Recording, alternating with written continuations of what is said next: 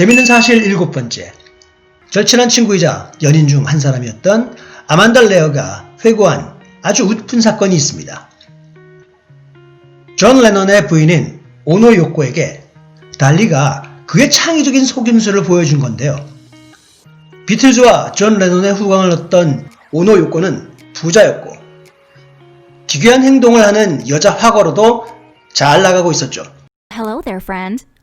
오노 요코가 아만다를 통해서 달리에게 그의 트레이드마크인 코스염 한 뿌리를 당시 돈 1000만원에 팔라고 제안을 해왔습니다.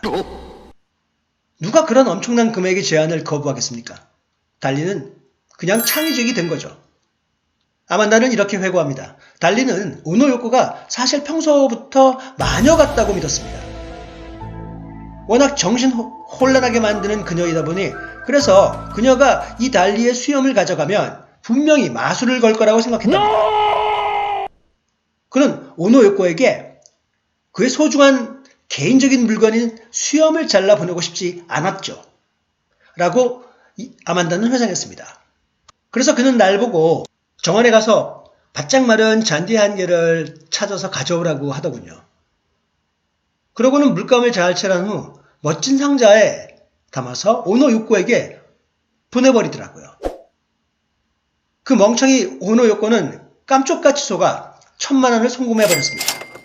사실 달리는 사람들을 베껴먹는 게 그의 취미였어요. 재밌는 사실 8번째. 달리는 디즈니와도 콜라보를 했습니다.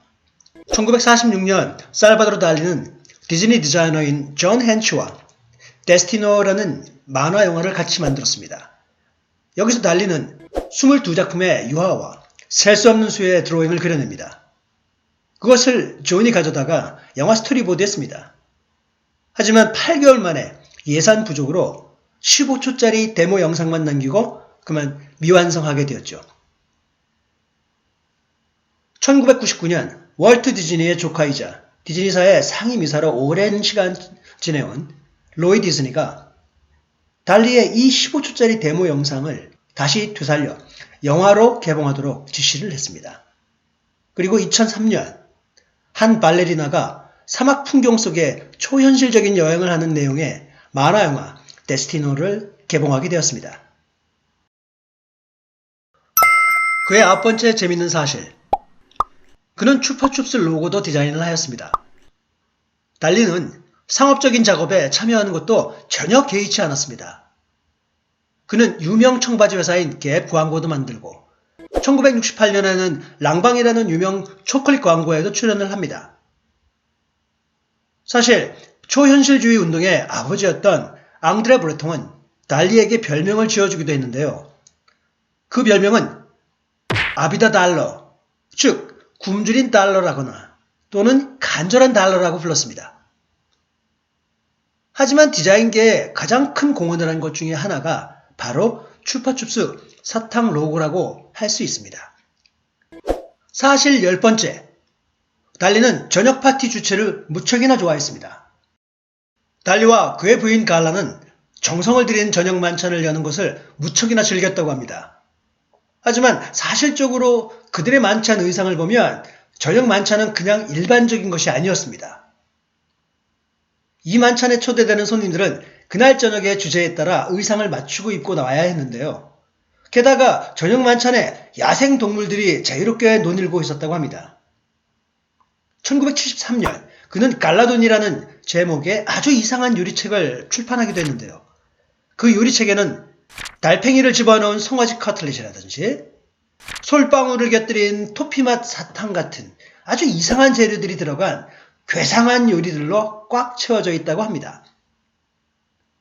그의 재밌는 사실 11번째. 그는 식당에서 그의 낙서로 음식값을 지불했습니다. 이건 너무한 거 아니냐고. 달리는 참으로 영리합니다. 그런데 그 영리함을 좋다고 해야 할지 아니면 나쁘다고 해야 할지 헷갈리는데요. 달리는 가끔 이런 회개한 행동으로 구설수에 오르거나 뉴스거리를 만들어내는 데 아주 탁월했습니다. 예를 든다면 그가 저녁 식사를 하러 고급 식당에 친구들을 불러가며 언제나 자기가 음식값을 낸다고 허풍을 떱니다. 그러고는 자기 앞 수표에 금액을 적고 수표 뒷면에 자기 사인을 낙서합니다. 마치 낙서처럼 말이죠. 이것은 결국 식당 주인이 수표 뒷면에 낙서 같은 달리의 사인을 보고 현금화를 하지 않을 것이라는 그런 거를 너무나 잘 알고 있었기에 행해지는 짓이었습니다. 왜냐하면 바보도 그의 사인이 있는 수표가 음식값보다 더 비쌀 거라는 것을 알고 있었던 거죠. 그의 재미난 사실 12번째. 그는 패션 디자이너로도 빛이 났습니다. 달리는 패션을 무척이나 좋아했는데요. 그는 이탈리아 유명 디자이너 엘사 슈아브렐리와 가깝게 일을 했습니다. 그녀는 달리의 작업을 적극 이용해서 패션으로 완성을 하였는데요. 재미난 사례 중에 엘사는 달리의 괴상망측한 작품 랍스터 전화기에서 강한 영감을 받아 랍스터 드레스를 디자인하게 됩니다.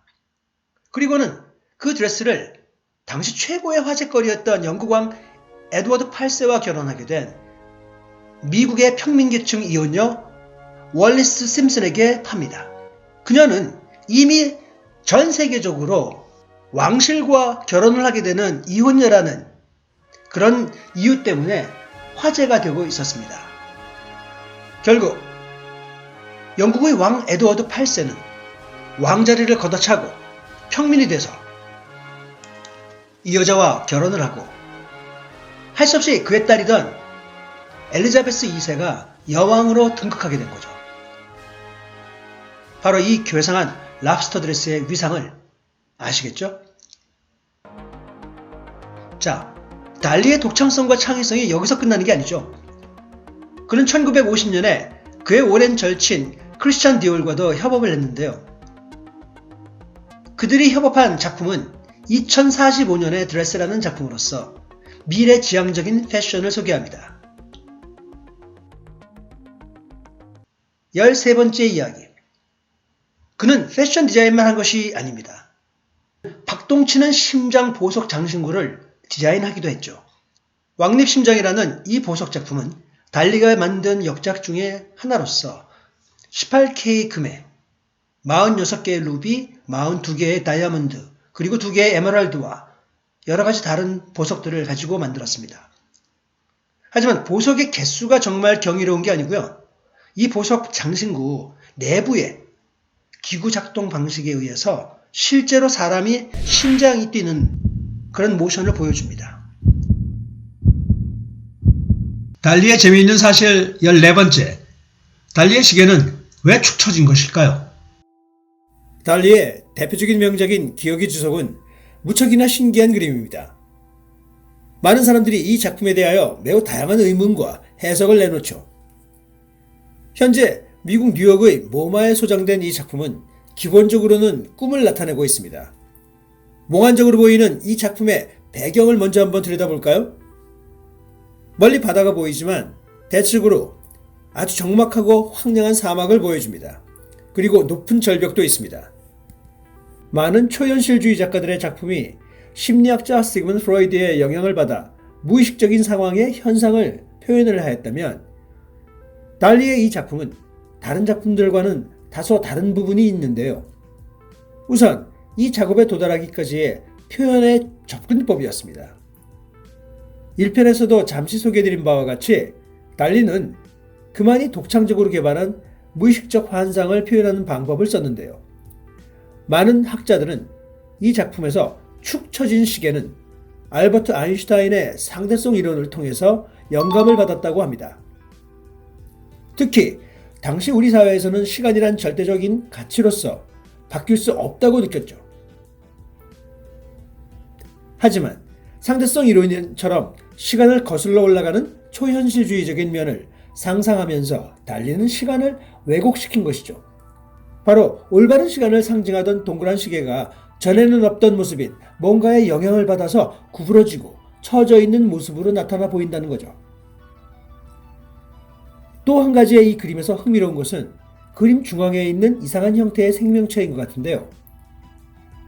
이것은 마치 죽은 오리 같기도 하고 도대체 무슨 생명체인지 알기가 어렵습니다.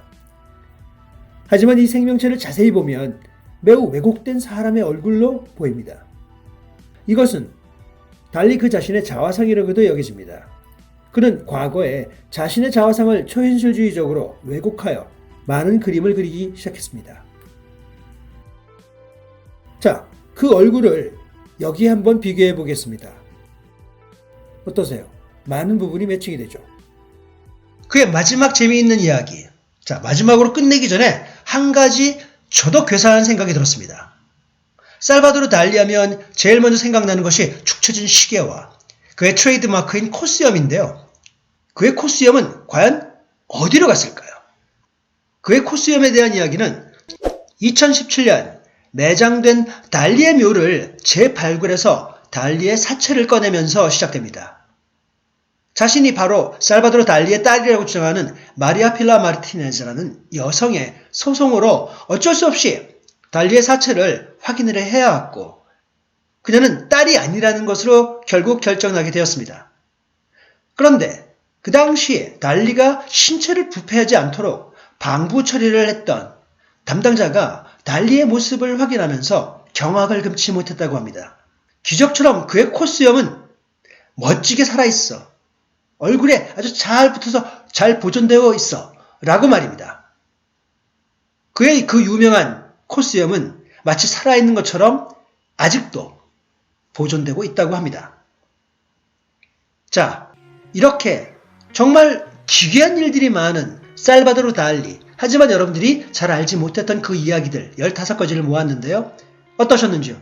만약 여러분들이 즐거우셨고 유익하셨다면 좋아요와 구독 꼭 부탁드리고요. 알람 설정도 부탁드리겠습니다. 다음번에는 더 재미있는 이야기 갖고 여러분들 찾아뵙겠습니다. 감사합니다. 안녕!